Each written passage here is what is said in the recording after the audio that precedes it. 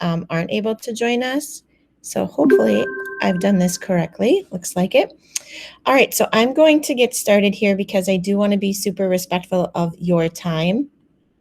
What I'm going to share with you today is a course I created, and I just have to, sorry, to get one more thing set up on my screen. There we go.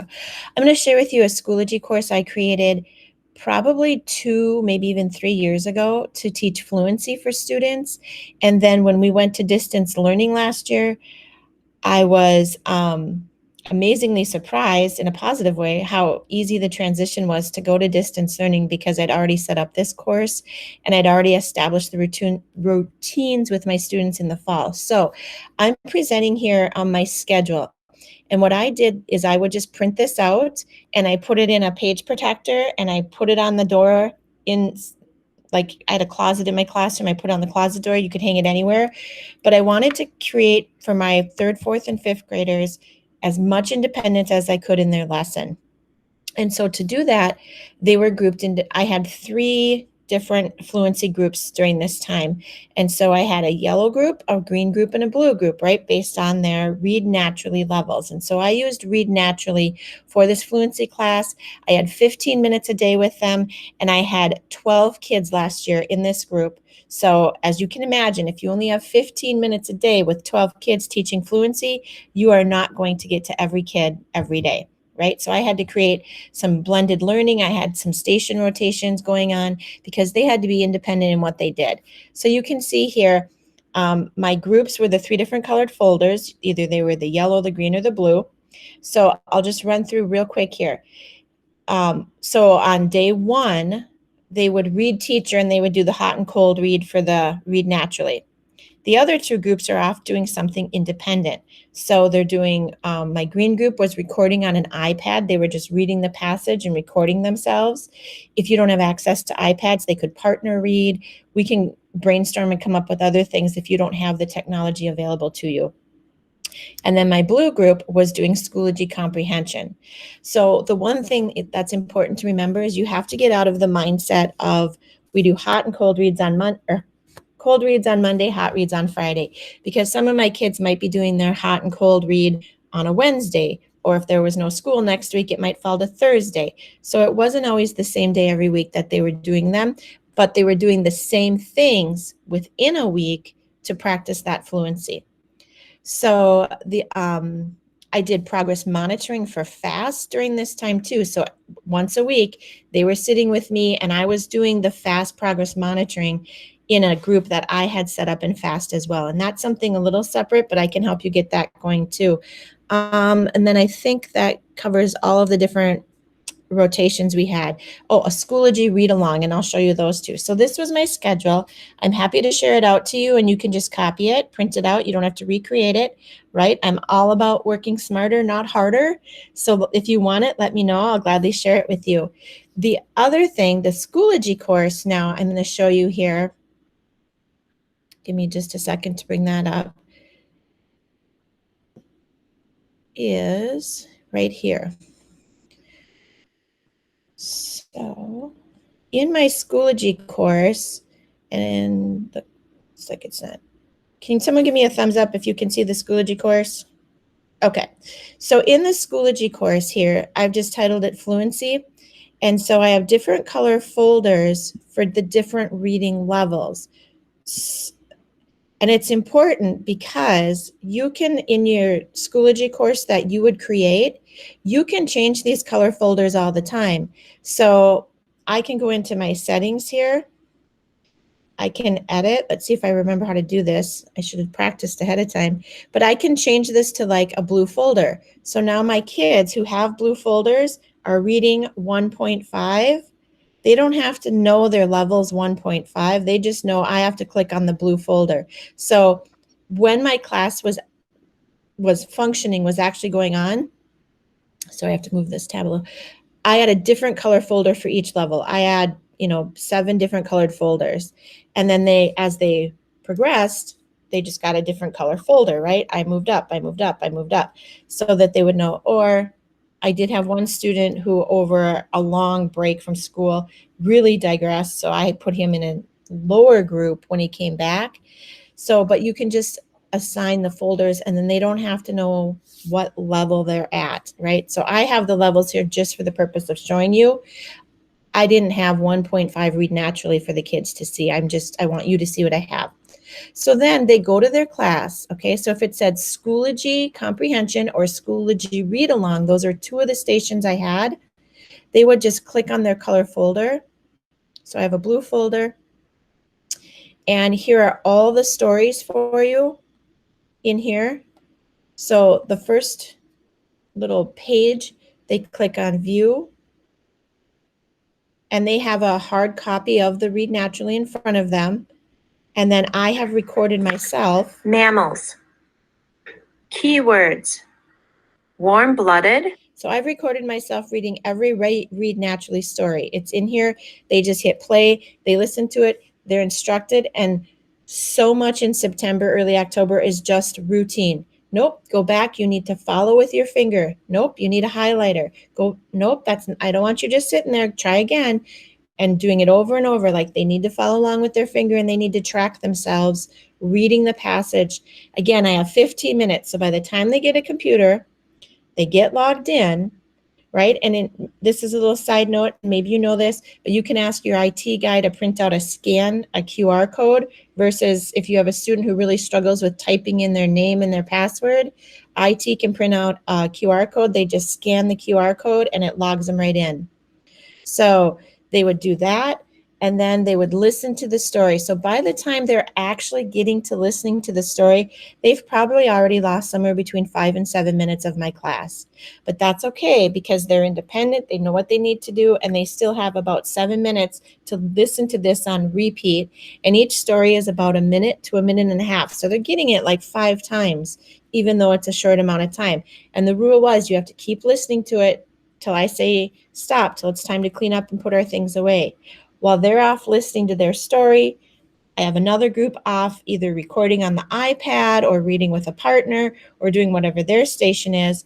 And my third group is in front of me at the kidney table. Depending on the day, they're either doing their hot and cold reads or they're doing their progress monitoring. And that way I'm listening to them twice within a story. I'm not going to say twice within a week, because we might have a shortened week. And again, we don't start everyone on Monday and end on Tuesday. Everyone's on a different rotation. So then after they've read their story, then the next day they do a different rotation. And then eventually they get to a point where it says Schoology Comprehension. And that's the puzzle piece. So here's the story. They've listened to it. Now it's the end of the last thing they do for this story in their rotation after the 5 days is they're going to take a comprehension quiz on it. And the rule in my classroom was there's only 4 questions, so you have to get at least 3 right. And if you don't get 3 right, I will reset it and you have to retake it. Now, something that happened from this that I didn't plan on happening, but was a really positive, is all of a sudden you started seeing kids encouraging each other. Come on, you can do it. You can get a 4. You can get 4 out of 4. And then it involved even more with my 5th graders who wanted incentives. If we all get 4 out of 4, can we have a rip your float party? If we all get 4 out of 4, can we play on the iPads for 2 minutes? All these really cool incentives that were self-motivated by them started happening in my class. And I totally jumped on board. I was like, yep, I tell you what, if we get 3 weeks in a row where everyone gets 3 or more, then I'm going to do a rip your float party for you. Or this week, if everyone gets 3 or more, we're going to have 5 minutes of free time on the iPads on Friday when you come down. So it really became self-motivating. So then the questions are already built in here. There's just 4 questions, and they come right off the back of the Read Naturally page. And then they would answer them. You can build your students in your grade book, and I put all of them. I had 3rd, 4th, and 5th graders in my grade book, and you can see how they did. And then once this loads here for you to see, if it ever loads, I now know on their ability level reading comprehension what their percentage was for my progress reports. I'm not having to do a lot of data collection myself because Schoology does it for me. So when I get to Dante and I write his progress report for comprehension, I know that he did 83% comprehension on ability level passages this past quarter, because right there's my score, and then I have all of his scores sitting here.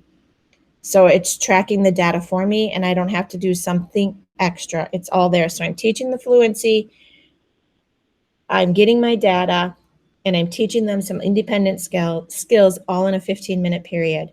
Then when we went to distance learning, it was just simply, okay, today I want you to record yourself instead of on an iPad on a Flipgrid. You're going to record your passage on a Flipgrid and let me see it.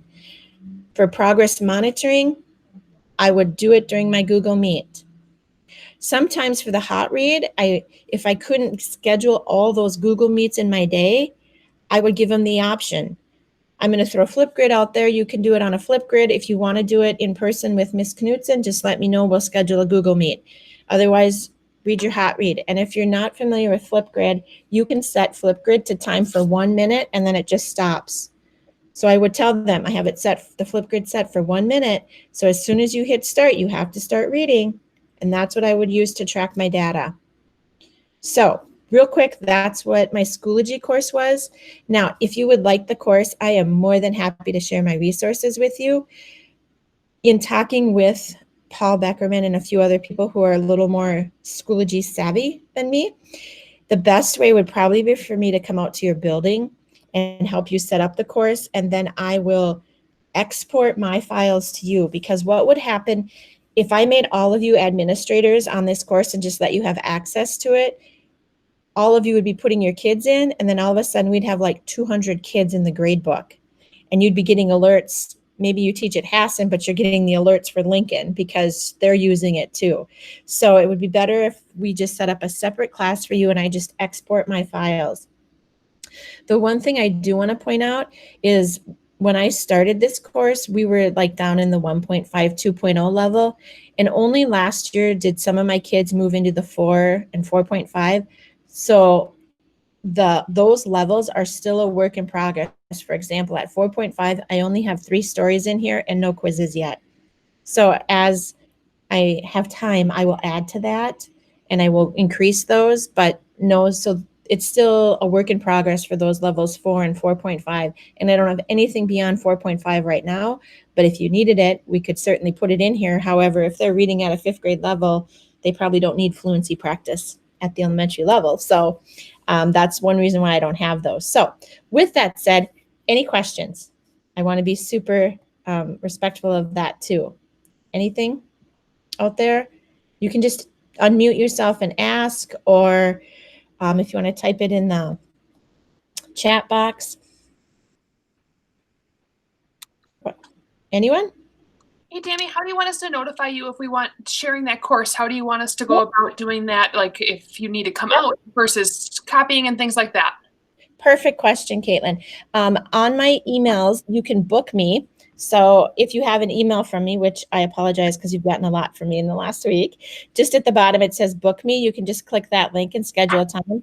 I don't think we'll need more than a half hour to do it. It'll be unless you've never used Schoology and you're not familiar with Schoology, then you might want to book out an hour. But otherwise, a half hour would be about it. I think we can do it. I have some other things up my sleeve, but I don't want to overwhelm people, so we'll just wait a little bit.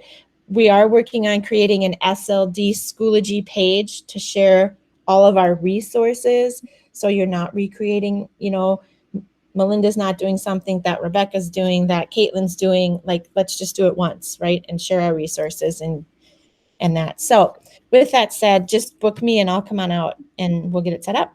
And when you book, do you want, like, if we have multiple people in a building, do you want to book us all like once together? Would be awesome. Yes, that would be super helpful, because I see my schedule fills up quite rapidly this past week. So, which is great. I'm glad people are utilizing me as a resources. Awesome. Okay, so, thank you. You bet. All right. So any questions, feel free to email or reach out to me. I hope that was helpful, and we'll be in touch. All right. Thanks, everyone. Thank you, Tammy.